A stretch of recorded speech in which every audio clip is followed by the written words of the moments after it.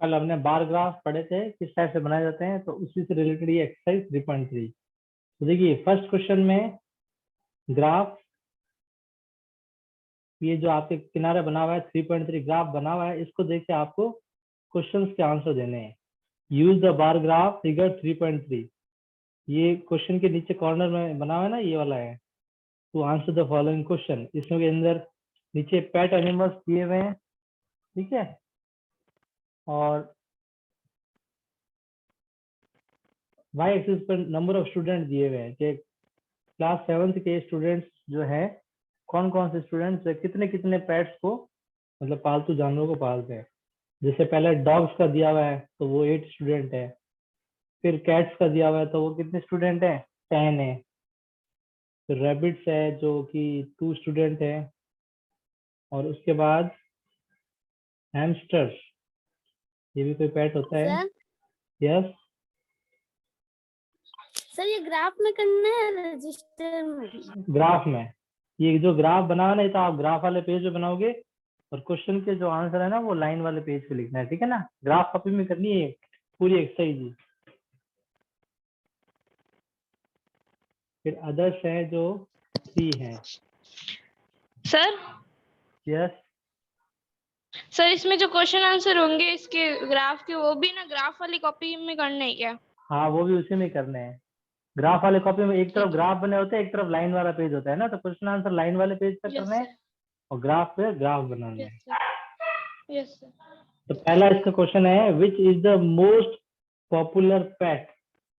तो most popular पेट वही होगा जो सबसे ज्यादा स्टूडेंट लाइक कौन करते हैं। तो कौन सा आ रहा है इसके अंदर, कैट्स आ रहा है ना। तो फर्स्ट का ए का आंसर है कैट।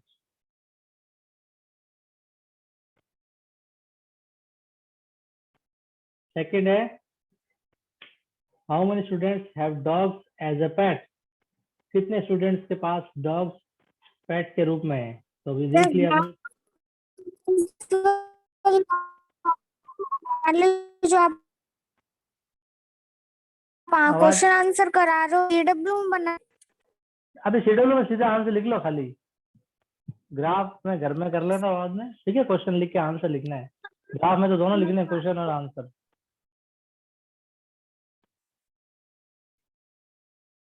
और या ग्राफ कॉपी है तो क्वेश्चन और आंसर दोनों लिखने हैं। ग्राफ वाला पेज छोड़ दो, बाद में डायग्राम बना देना।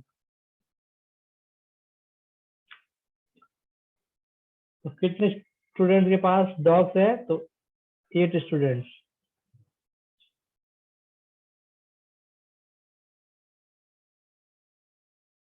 ठीक है, ये बी का आंसर है।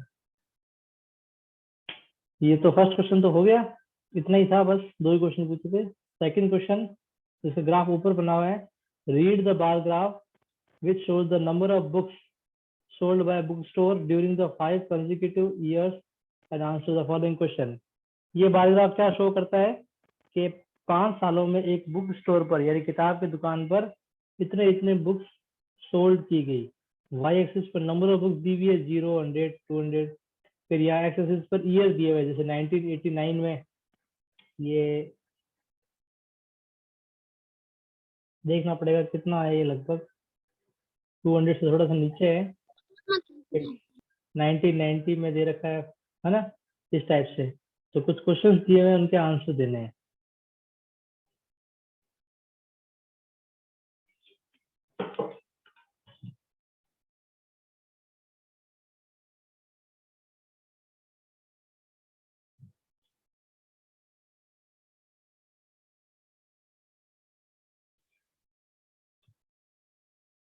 पहला क्वेश्चन है, about how many books were sold in 1989। Question 2 का फर्स्ट, 1989 में कितनी आ रही है, देखो।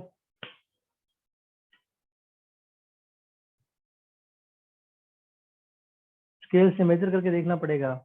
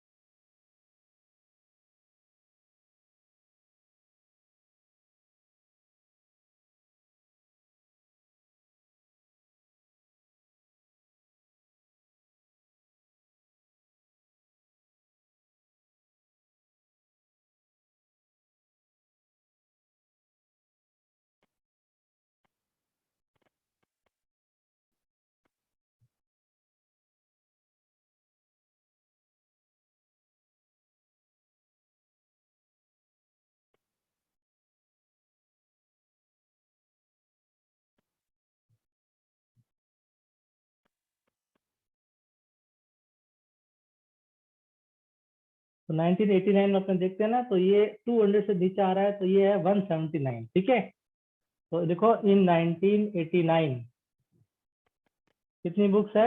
175।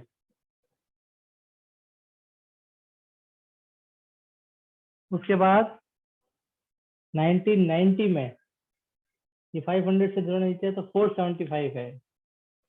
1990 में 475 बुक्स है।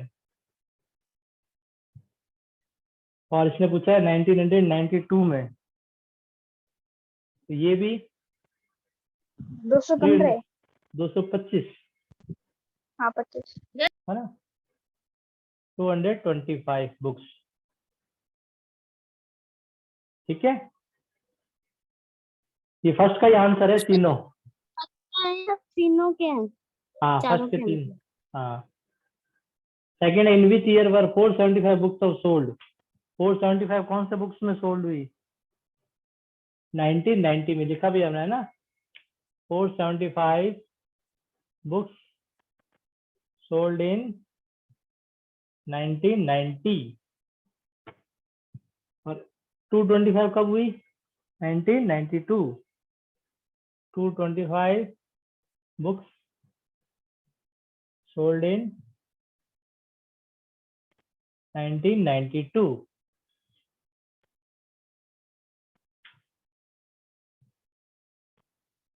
थर्ड है, in which year were fewer than 250 books sold?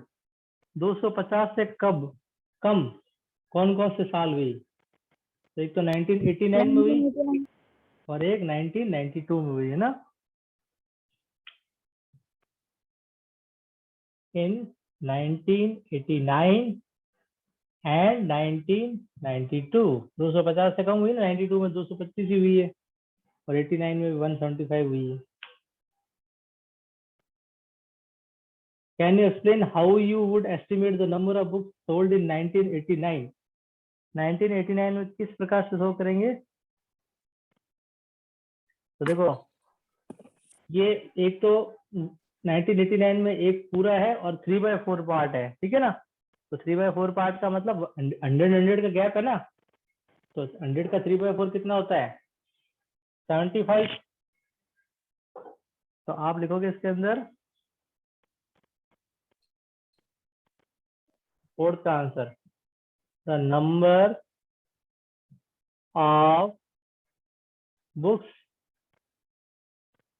sold in 1989 is 1 and 3/4 of centimeter. Part of 3/4 part of 1 centimeter. 1 centimetre मतलब एक बॉक्स का है, ठीक है। एक तो पूरा कंप्लीट है देखो 100 और उसके बाद अगले बॉक्स का 3/4 है, तो उसको अपने कैलकुलेट। अब अपना स्केल क्या है?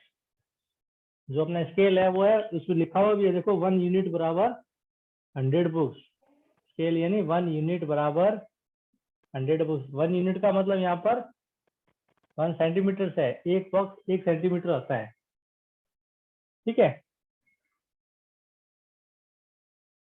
तो इसके स्केल के हिसाब से कितना आएगा? एक तो पूरा है यानी एक तो 100 हो गया और एक 3/4 है, 3/4 इंटू 100। फिर एक तो कंप्लीट है इसलिए 100 हो गया और एक 3/4 तो वो 3/4 100, तो 4 से ये जाता है 25 बार। तो 100 प्लस 75 ये आ गया सर ये 175 बुक। फोर्थ का ही है क्या? ये सारे फोर्थ का ही है।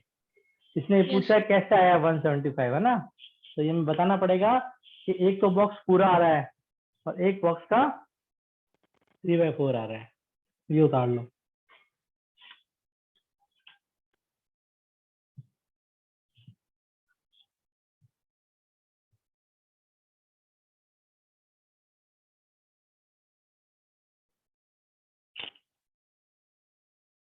सर कर लिया। कर लिया? सर ये No, ग्राफ sir. कॉपी में करना है। हाँ ये सारा ग्राफ कॉपी में करना है, ग्राफ वाले पेज पे ग्राफ बनाना और ये लाइन वाले पेज पे करना है।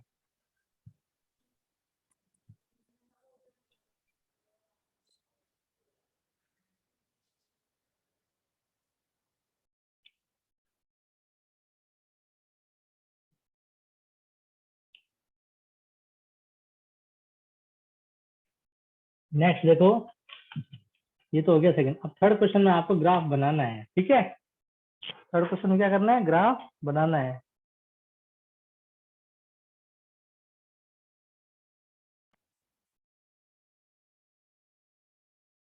और कुछ से कुछ क्वेश्चन के आंसर देने हैं, ठीक है। सबसे पहले तो अपने सर? ग्राफ बना। हाँ यस, बोलो। सर इस जो क्वेश्चन 1 और क्वेश्चन 2 के इसके ग्राफ आए हुए हैं, वो ना ग्राफ बनाने हैं या नहीं बनाने? बनाना है, बिल्कुल बनाना है, पेज पर, ग्राफ वाले पेज यस पे सर, ग्राफ बनाना है, ठीक है ना। Yes sir. अब थर्ड क्वेश्चन में पहले ग्राफ बना रहे हैं, ठीक है। तो इसमें अपने 10-10 का गैप लेंगे तो इजीली बन जाएगा आपका। कि पूरा एक पेज तो बनेगा लेकिन इजीली बन जाएगा, ठीक है ना।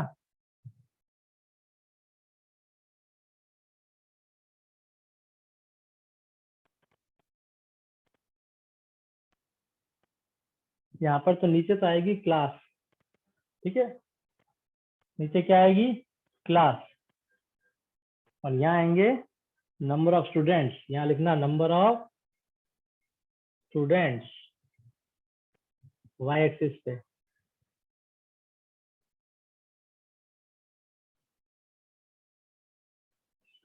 ठीक है। अब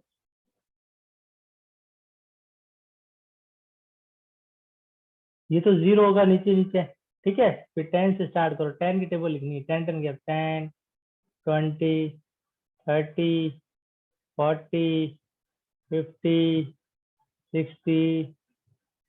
हाईएस्ट देखो इसके अंदर 120 तक, 140 तक लिखना पड़ेगा आपको। 70 80। 10 का गैप सबसे सही रहता है, ठीक है ना। थोड़ा बड़ा जरूर हो जाएगा लेकिन बनाने में इजी रहेगा। 110 120 130 और ऐसे 140 तक लिख लो आप।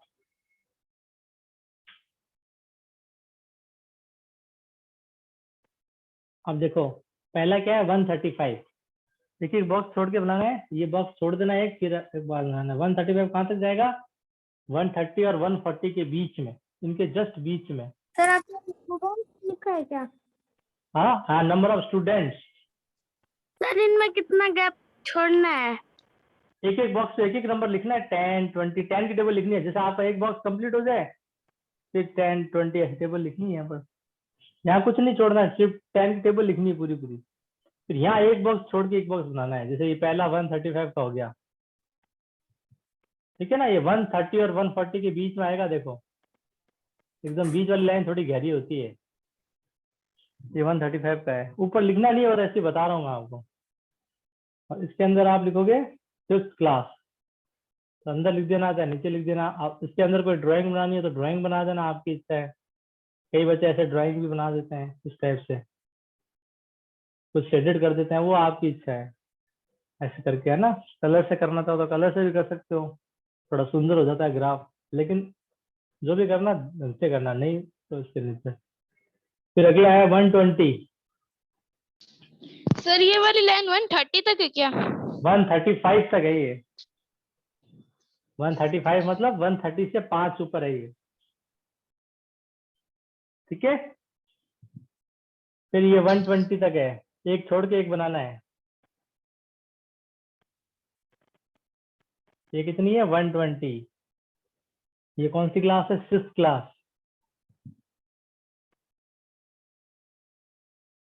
फिर है 95। अब 95 कहाँ आएगा, 90 और 100 के बीच में।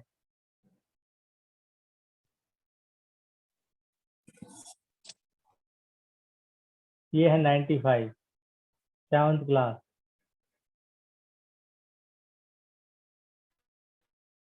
फिर 8th 100, पूरा पूरा कंप्लीट 100, तो 100 के बराबर आएगा। थोड़ा सा ऊपर आएगा इससे। सब एक एक बॉक्स छोड़ के बनाना, ध्यान रखना। ये यहाँ नीचे एक एक एक सर बनाया, फिर 185 वाला, हाँ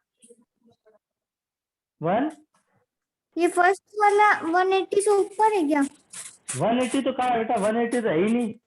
140 तक ही है ये बस। ये 140 लिखा हुआ है ये। और ये वाला इससे नीचे है, 130 और 140 के बीच में आएगा ना 135। 135 है तो कहाँ आएगा, देख लो 130 और 140 के बीच में तो आएगा, ठीक है। Okay sir. ये 8th क्लास। ऐसे 9th का बना लेना, 10th का भी बना लेना आगे, ठीक है ना। 9th का 90 दिया हुआ है तो ये 90 तक आ जाएगा, 10th का 80 दिया तो 80 तक आ जाएगा। ग्राफ तो इजी होता है एकदम, आप बना लोगे। और ग्राफ में पेंसिल और स्केल से बनाना, ऐसा ऐसा लाइन में मत बनाना, जब भी चेक करूंगा तो काट दूंगा, फिर ध्यान रखना।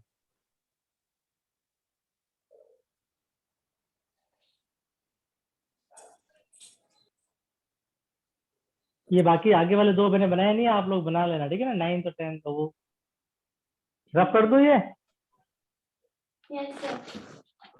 No sir.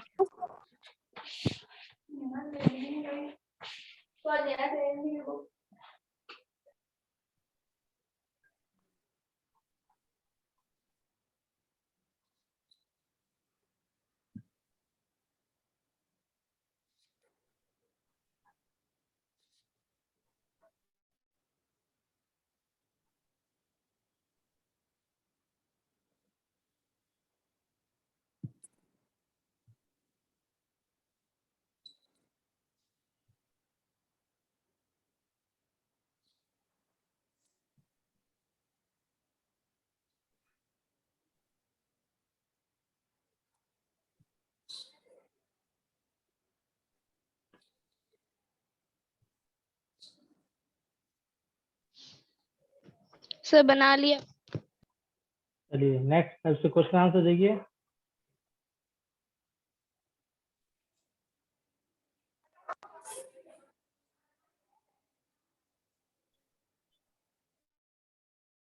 How will you, पहला क्वेश्चन है how would you choose a scale.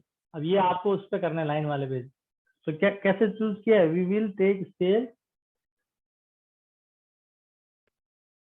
We will take scale as 1 unit बराबर 10 स्टूडेंट्स। अच्छा ये स्केल वहां भी लिख देना, ग्राफ में मैं बताना भूल गया।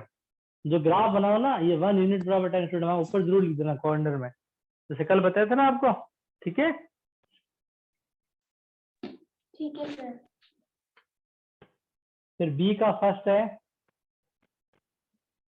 Which class is the maximum number of children and the minimum. कौन सी क्लास में सबसे ज्यादा है, कौन सी क्लास सबसे कम है, बताओ।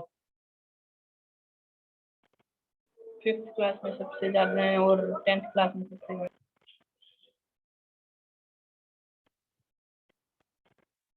10th,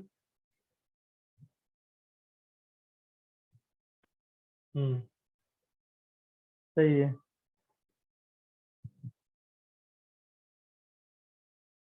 maximum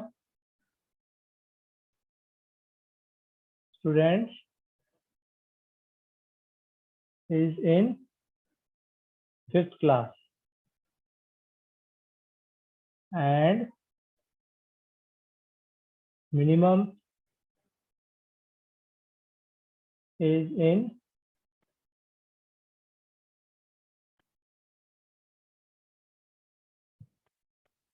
class 10th.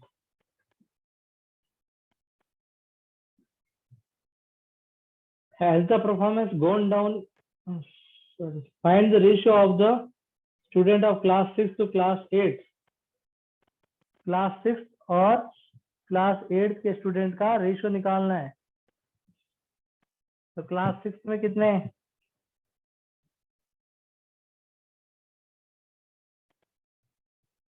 120 और क्लास 8 में कितने हैं? 100। इनका रेशियो निकालना है, ठीक है।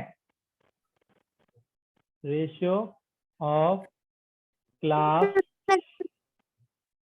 6 to class 8 students,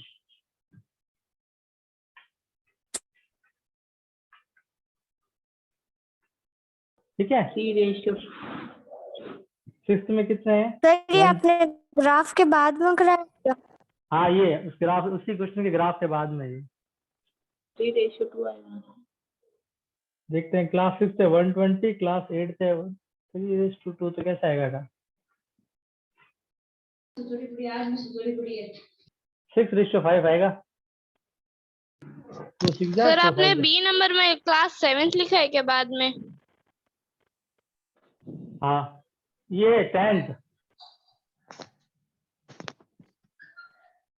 6:5 आएगा। 10th का निकालना चाहिए 8th की जगह।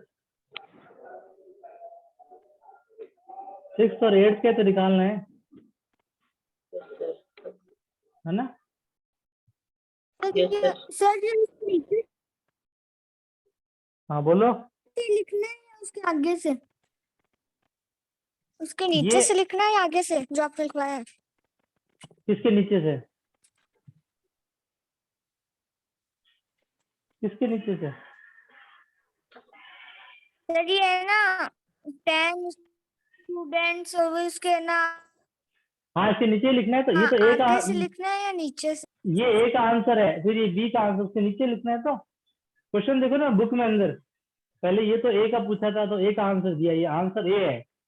क्वेश्चन 3 का और जो आंसर ए। एक आंसर है उसका उसके आगे वाला आगे से लिखना है। ये तो सारा एक लाइन में लिखना है 10 स्टूडेंट तक,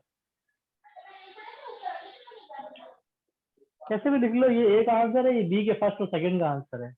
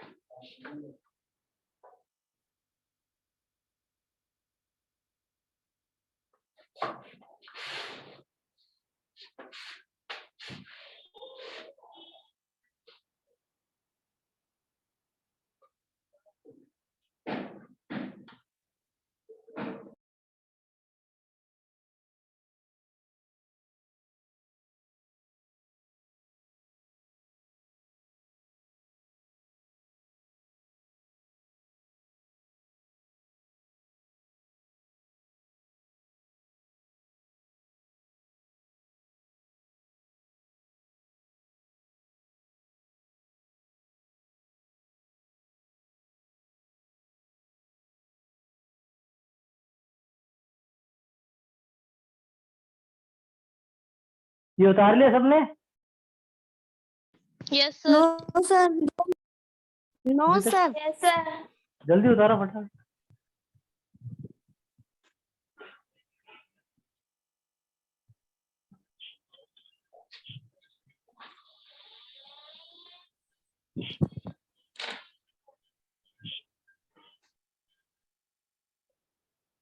अब नेक्स्ट क्वेश्चन में डबल बार ग्राफ, ये कैसे बनता है आप इसको समझो। सर नीचे वाला बता दिए बेटा, वीडियो में देख लेना, नहीं उतारा तो ठीक है। देखो इसके बाद इस क्वेश्चन में दिया हुआ है the performance of student in class first term and second term is given below. Draw a double bar graph choosing appropriate scale and answer the following question. इसके अंदर क्या है, एक फर्स्ट टर्म और सेकंड टर्म्स के marks दिए हुए हैं एक स्टूडेंट के, कि इनके अलग अलग सब्जेक्ट में क्या क्या मार्क्स है। तो आपको डबल बार ग्राफ बनाना है। डबल बार ग्राफ कैसे बनाते हैं, देखो ग्राफ तो वैसे ही है, ठीक है। ये वाई एक्सिस, ये एक्स एक्सिस। नीचे तो आपको सब्जेक्ट लिखना है, यहाँ क्या लिखना है, सब्जेक्ट, और यहाँ लिखना है मार्क्स, MARKS, मार्क्स। और वही 0 10 की टेबल लिखनी है, 0 10 20 30 40 50 60 70 80 90 और 100 तक लिख लो, क्योंकि 100 से ऊपर है नहीं, 100 मार्क्स के ही है। अब देखो इसमें देखो दो दिए हुए हैं, इंग्लिश फर्स्ट टर्म के और सेकंड टर्म है। तो देखो आप इसके अंदर जो, जब आपको क्या है, एक ही बॉक्स के अंदर 2 बॉक्स बनाने हैं, उसके लिए आपको डिफरेंस करके बताना पड़ेगा कि फर्स्ट टर्म के कौन से हैं, सेकंड टर्म कौन से। यहाँ आप एक ऊपर बना दोगे कि जो फर्स्ट टर्म वाला है वो खाली होगा, और जो ये तो आप लिख देना ऐसे फर्स्ट टर्म, और जो सेकंड टर्म वाला है वो डिजाइन होगा या कोई शेडेड होगा इस टाइप से। ये रीजन सेकंड। या आप अलग अलग कलर भी बता सकते हो, जैसे एक आप बता दो रेड कलर से यहाँ लिख दो, एक आप बता दो मान लो येलो कलर से, अगर आप कलर भरना चाहो तो इसके अंदर। तो एक फर्स्ट टर्म वाला रेड कलर से होगा, येलो से, जो भी है जिस भी अलग है। और कलर नहीं करना चाहो तो एक खाली होगा और एक ऐसे शेडेड होगा। अब कैसे बनाना है देखो, पहला है इंग्लिश में 67 है, फर्स्ट टर्म है, तो 67 आएगा कहाँ, एक बॉक्स तो छोड़ना ही है। देखो 60 के ऊपर 7 लाइन यही आएगा, 60 के ऊपर 7 लाइन। अब इसको एक आधा ही बनाना है आपको, आधा ऐसे, ऐसे पूरा नहीं बनाना है, मतलब एक बॉक्स में आधा बनाना है, समझ रहे हो ना, ये एक बॉक्स है उसका आधा ही लेना है आपको। और दूसरा आधा आपको दूसरे मार्क्स दे रखे हैं 70, वहां तक लेना है, यानी एक में 2 बनाने इस टाइप से आपको। ये होता है डबल बार ग्राफ। अब ये वाला 67 है और दूसरा वाला 70 है। अब ये वाला सेकंड टर्म है, ये फर्स्ट टर्म। सेकंड टर्म हमने कैसे बताया, शेडेड, तो इसको ऐसे शेडेड बता दो, या कलर कर दो तो अलग अलग कलर कर देना, ठीक है। कलर करते हो तो अलग अलग कलर कर देना, जैसे आपके देखो सर इसकी बुक कलर करना है क्या? भाई सर वापस समझाओ। एक रेड कलर कर देना, ऑरेंज कलर कर देना, कोई 2 अलग कलर कर देना बस। और नहीं करना चाहो तो एक खाली छोड़ देना, एक है दोनों दोनों में करना है समझाओ। जो हाँ दोनों में हाँ बता रहा हूँ, एक मिनट कृतिका, दोनों में करना है बट अलग अलग करना है, ठीक है। इसमें अलग करना है, इसमें अलग करना है, ये ध्यान रखना अगर कलर करते हो तो। और कलर नहीं करते हो तो एक खाली छोड़ देना, एक पेंसिल जैसे लाइनें खींच देना, डिजाइन बना देना। देखो इसके अंदर क्या Okay. है, इंग्लिश के मार्क्स बताए हैं फर्स्ट टर्म और सेकंड टर्म, ठीक है ना। तो फर्स्ट टर्म वाला 67 है, तो ये एक के अंदर ही 2 बनाने अपने को, इसको बोलते हैं डबल बार ग्राफ। देखो नहीं समझ में आ रहा है तो आप बुक के पेज नंबर 72 पे देख लो, इसमें भी बनाया हुआ डबल बार ग्राफ बनाया हुआ, आप देख लो इसके अंदर। इसने एक तो खाली छोड़ा हुआ है, दूसरा इसने शेडेड किया हुआ है ब्राउन से। तो ऊपर लिख भी दिया, जो खाली वाला नंबर टेस्टेड है और जो वो है, और इसी टाइप से बनाना है, एक के अंदर 2। तो ये मैंने 67 तक ले गया, 60 के ऊपर 7 लाइन और दूसरा 70, ये 70 के, और नीचे यहाँ लिख देना ये इंग्लिश के मार्क्स है, इसमें नीचे ही लिखना पड़ेगा। ये क्लियर हुआ कि नहीं हुआ बताओ। Yes sir. Yes sir. चलिए अब दूसरा है हिंदी के मार्क्स 72 और 65।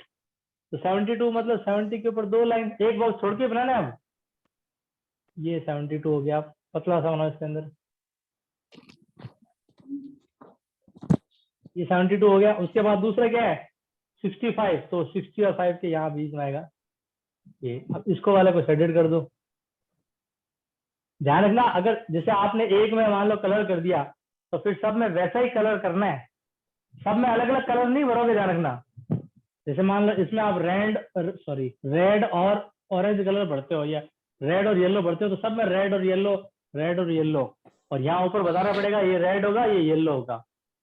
ऐसे नहीं कि सब में अलग अलग कलर भर दो, ग्राफ गलत हो जाएगा फिर। क्लियर हो रही है मेरी बात। बॉक्स में कलर करना है क्या, जो कलर कर रहे हैं?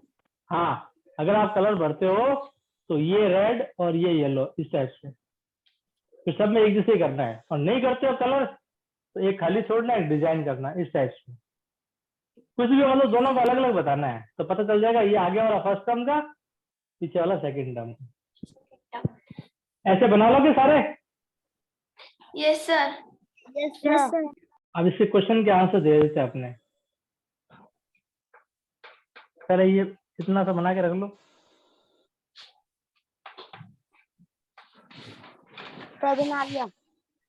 चलिए फर्स्ट क्वेश्चन इसका, in which subject has a child improved his performance the most. कौन से सब्जेक्ट में चाइल्ड की इम्प्रूवमेंट सबसे सही हुई है, सबसे ज्यादा अच्छी हुई है, तो जिसमें मार्क्स बढ़ेंगे उसी में अच्छी होगी। आप बता सकते हो कौन सब्जेक्ट में सबसे अच्छी हुई है। इम्प्रूवमेंट कब बढ़ेगी, जब फर्स्ट टर्म सेकंड टर्म में अच्छा आएंगे तभी तो बढ़ेगी।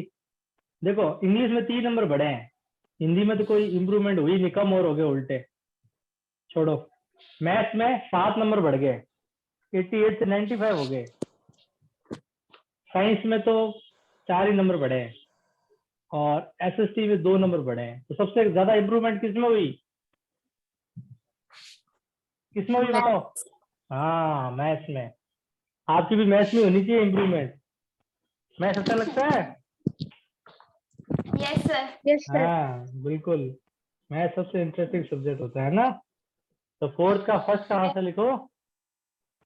In maths the child improvement the most. In maths the child improved most. The most. Second का आंसर, सबसे कम इम्प्रूवमेंट किसमें हुई है?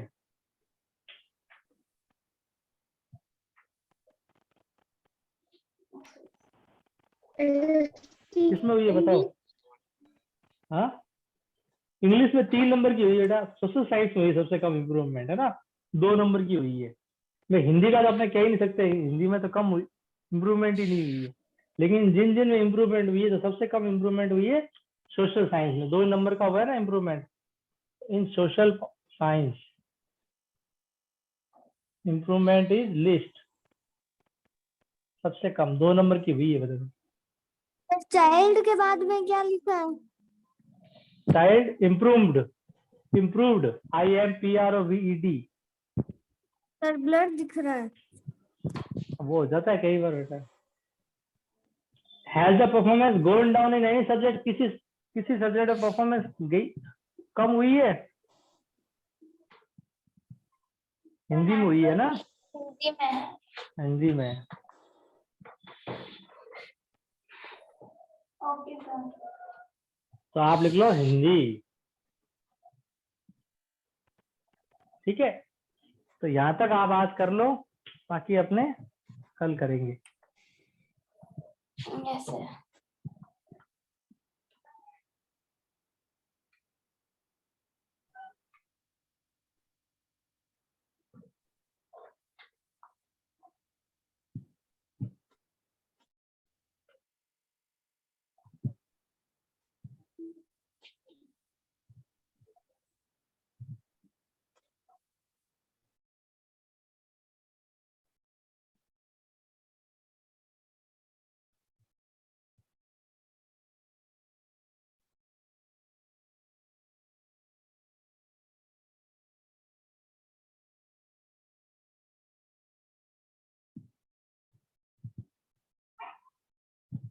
पहला क्वेश्चन है, which of the following statements are true?